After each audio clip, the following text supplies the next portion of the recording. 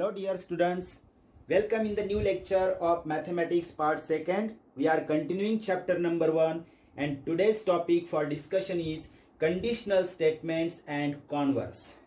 First of all, we are going to understand what is meant by conditional statement. A statement which can be written in the if-then form. Such a statement is called as conditional statement. Now there are certain statements which includes if and then. Both the words are included in a statement. Some part of the statement follows if and some part of the statement follows then. The part of the statement which follows if is called antecedent. What? Antecedent. The part of the statement which follows if is called antecedent and the part which follows then is called consequence. So these are the two parts of the conditional statement. Now here let us take an example so that you can understand it in a better way. See, this is the general statement. The diagonals of a rhombus are perpendicular bisectors of each other. Just a general statement. But the same statement, if we write using if and then it will become a conditional form of the same statement. So how can we write the same statement using if and then? See here. If a quadrilateral is a rhombus, then its diagonals are perpendicular bisectors of each other. You can clearly see that some part follows if and some part follows then. So from if here a quadrilateral is a rhombus up to this part, it is called antecedent. The part which follows if is called antecedent, means up to this word it is antecedent. And the part which follows then means the part its diagonals are perpendicular bisectors of each other. This part is a consequence. Okay. Now what is meant by converse? If we interchange the if and then parts of this statement, then that statement or that part is called as a converse. Let me show you. We can interchange if and then parts in the same statement here and we get the converse.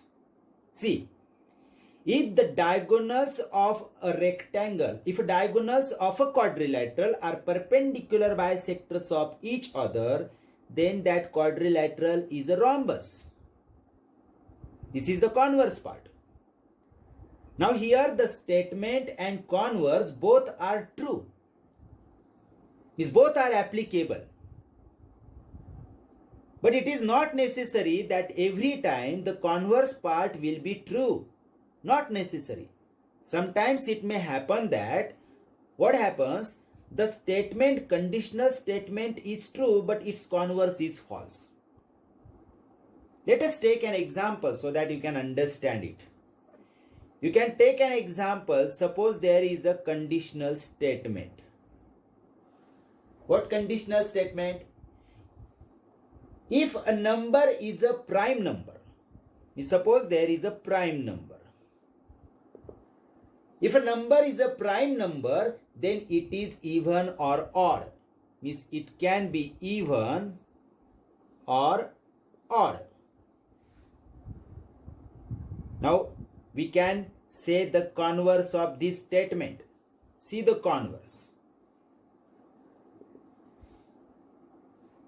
If a number is even or odd, then it is a prime number. This is the converse. See, I repeat again. The statement of the original statement of this sentence is the prime numbers. If a number is a prime number, then it is even or odd. And the converse? If a number is even or odd, then it is a prime number. In this case, the statement is true, but its converse is not true. Converse is false. because every even and odd number cannot be prime. It is true that prime numbers are even or odd. It is true. Means this statement is true. But when we make it converse, means if we interchange if and then part, then it becomes false. And what was the converse? If the number is even or odd, then it is a prime number. This is not true. So I hope that you must have understood that every time the conditional statement is true, but it is not necessary that the converse of that statement is true. It may be false also. Okay? ठीक आहे विद्यार्थी मित्रांनो, हेच आपण पुन्हा सर्व revise करू, म्हणजे तुमच्या पुन्हा लक्षात येईल सगळं. कंडिशनल स्टेटमेंट्स म्हणजे अटीदर्शक विधाने किंवा सशर्त विधाने असं म्हणतात, आणि कॉन्व्हर्सचा अर्थ व्यत्यास असा होतो. प्रथम आपण सशर्त विधाने कशाला म्हणतात ते बघूया. जी विधाने जर आणि तरच्या भाषेत लिहिता येतात अशा विधानांना म्हटलं जातं सशर्त विधाने किंवा अटीदर्शक विधाने.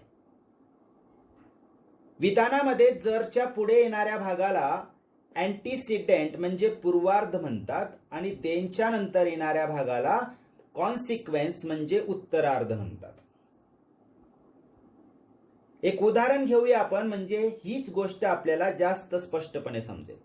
जसं की एक साधं विधान आहे, हे तेच विधान आपण अटीदर्शक किंवा सशर्त विधानात रूपांतरित केलेलं आहे. प्रथम हे विधान बघूया आपण. The diagonals of a rhombus are perpendicular bisectors of each other. म्हणजेच समभुज चौकोनाचे कर्ण परस्परांचे लंब दुभाजक असतात. हेच विधान आपण सशर्त विधानात कसं रूपांतरित केलंय? जर आणि तरच्या भाषेत. जर दिलेल्या चौकोन हा समभुज चौकोन असेल तर त्याचे कर्ण परस्परांचे लंब दुभाजक असतात. म्हणजे या दोघं विधानांचा अर्थ सारखाच आहे, फक्त आपण हेच विधान जर तरच्या भाषेत लिहिलंय, म्हणजे सशर्त रूपात लिहिलेलं आहे.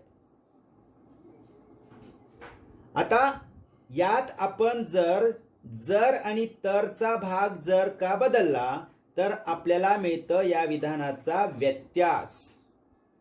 त्याला व्यत्यास म्हणतात. जेव्हा जरचा भाग तरच्या जागी आणि तरचा भाग जरच्या जागी येतो, म्हणजे इफ आणि देन आपण इंटरचेंज करतो, तेव्हा त्याला आपण व्यत्यास म्हणतो. दिलेल्या विधानाचा व्यत्यास.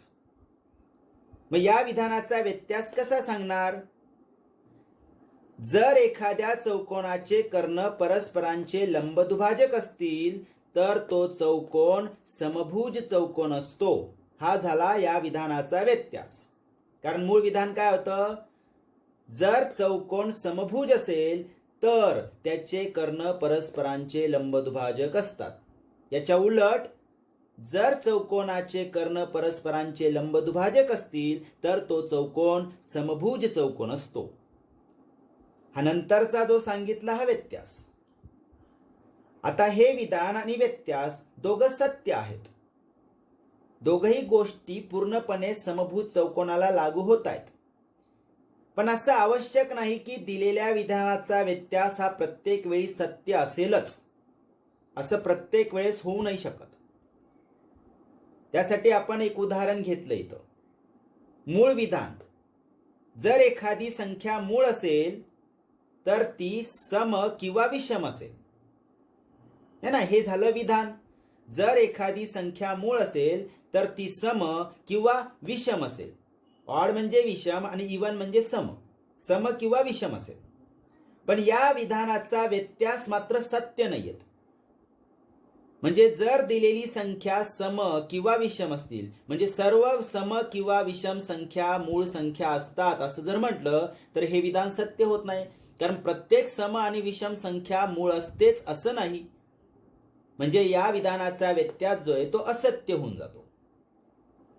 तर लक्षात काय घ्यायचंय? दिलेलं विधान हे जरी सत्य असेल तर प्रत्येक वेळेला असं आवश्यक नाहीये. इट इज नॉट नेसेसरी की त्याचा व्यत्यास पण सत्य असलाच पाहिजे. तो असत्य पण राहू शकतो. ओके, सगळं समजलं असेल. चला पुढच्या भागाकडे वळूया आपण. Okay, dear students, now we are going to learn some basic things here. Proofs, theorems, postulates. What are these things that we are going to understand here?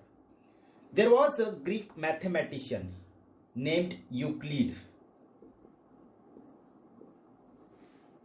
He laid the foundation of geometry. Even if he was a great mathematician, but he laid the foundation for geometry. And according to Euclid, he granted some self-evident geometrical statements which were accepted by all. Such properties are called as postulates.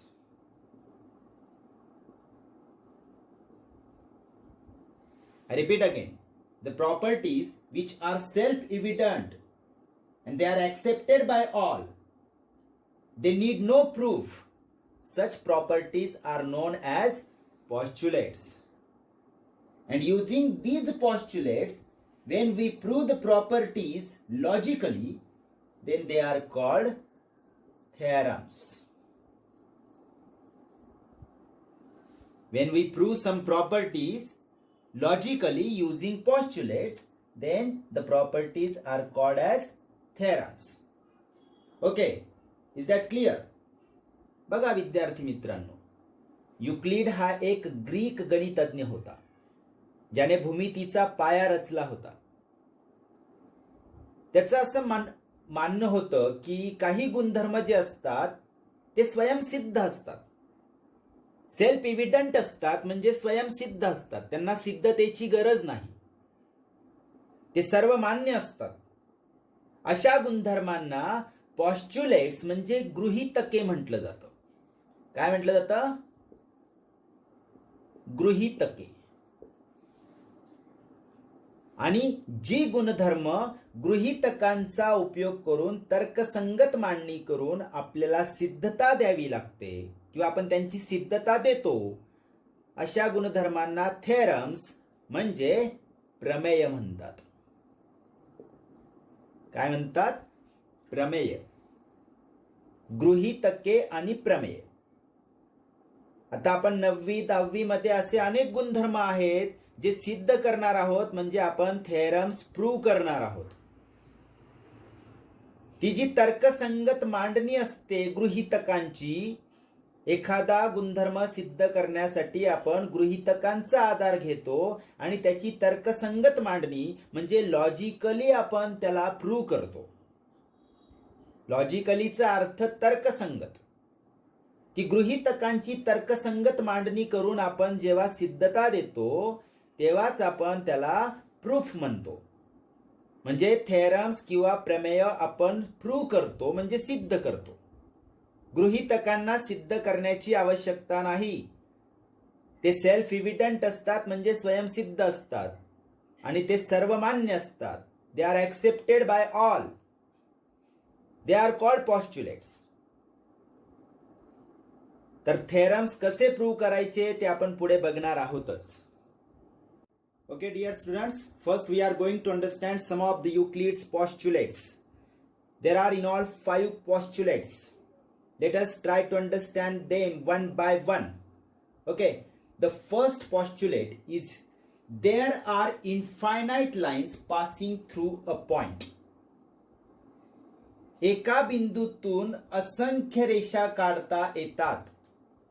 This can be understood very easily just by drawing a diagram. See, there are infinite number of lines can be drawn passing through a point. एका बिंदूतून जाणाऱ्या इथे जेवढ्या रेषा काढलेल्या आहेत यापेक्षाही अजून अधिक रेषा काढता येतील आणि मोजता येणार नाहीत इतक्या रेषा काढता येतील.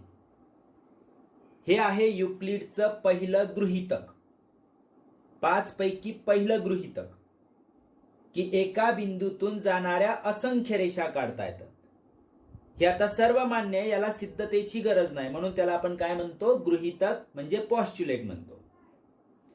Now the second postulate is there is one and only one line passing through 2 points. Suppose these are 2 points and there is one and only one line can be drawn passing through 2 points. दोन बिंदूतून जाणारी एक आणि एकच रेषा काढता येते, याचा अर्थ एक रेषा काढल्यावर आणखीन एक रेषा काढता येत नाही जी दोन बिंदूंतून जाऊ शकेल. सरळ अर्थ आहे या गृहीतकाचा, दोन बिंदूतून जाणारी एक आणि एकच रेषा काढता येते. एक आणि एकचचा अर्थ एक काढल्यावर आणखीन एक काढता येत नाही. So that means there is one and only one line passing through 2 points. Clear? Now the third postulate is a circle of given radius can be drawn taking any point as its center. दिलेल्या त्रिज्येचं वर्तुळ हे आपण कोणत्याही बिंदूला केंद्रबिंदू मानून काढू शकतो. लक्षात आलं ना? दिलेल्या त्रिज्येचं वर्तुळ म्हणजे ते 3 सेंटीमीटर त्रिज्या असेल, 4 सेंटीमीटर असेल, 5 सेंटीमीटर त्रिज्येचं वर्तुळ असेल, जे तुम्ही कंपास मध्ये अंतर घेतात ती वर्तुळाची त्रिज्या असते. मग तेवढी त्रिज्या घेतल्यावर तुम्ही कंपासचं टोक कुठेही ठेवून ते वर्तुळ काढू शकता. म्हणजे केंद्रबिंदू हा कोणताही बिंदू घेऊ शकतात तुम्ही. काही ठरलेलं नाही की विशिष्ट बिंदूवरती केंद्रबिंदू मानायला हवा. हा आहे तिसऱ्या गृहीतकाचा अर्थ. A circle of given radius म्हणजे दिलेल्या त्रिज्येचं वर्तुळ कॅन बी ड्रॉन काढता येऊ शकतं taking any point as its centre म्हणजे कोणताही बिंदू केंद्रबिंदू मानून. Clear? Now the fourth postulate is all right angles are congruent with each other. All right angles म्हणजे सर्व काटकोन. सर्व काटकोन एकमेकांशी एकरूप असतात. You know, right angle means angles having measure of 90 degree. आणि एकरूप कोण कोणाला म्हणतो आपण? ज्या कोणांची मापे समान असतात त्यांना आपण एकरूप कोण म्हणतो. मग सर्व काटकोनांचं माप जर 90 अंश असेल तर सर्व काटकोन एकरूप येणारच. हे आहे चौथं गृहीतक. All right angles are congruent with each other म्हणजे सर्व काटकोन एकमेकांशी एकरूप असतात. किती सरळ अर्थ आहे समजायला. Now the fifth postulate here and the last one. If two interior angles formed on one side of transversal of two lines and this is the transversal of given two lines and these are the interior angles on one side of the transversal. Now let me repeat the statement of the postulate. If two interior angles formed on one side of a transversal of two lines add up to less than two right angles. Less than two right angles. Now what is mean by two right angles? Addition of two right angles is 180 degree. You know that when two right angles are add up, we get 180 degree. And if the addition of these two interior angles is less than 180 degree, means less than add up two right angles, then the lines produced in that direction means the direction where we have taken the two interior angles. The lines produced in that direction intersect each other.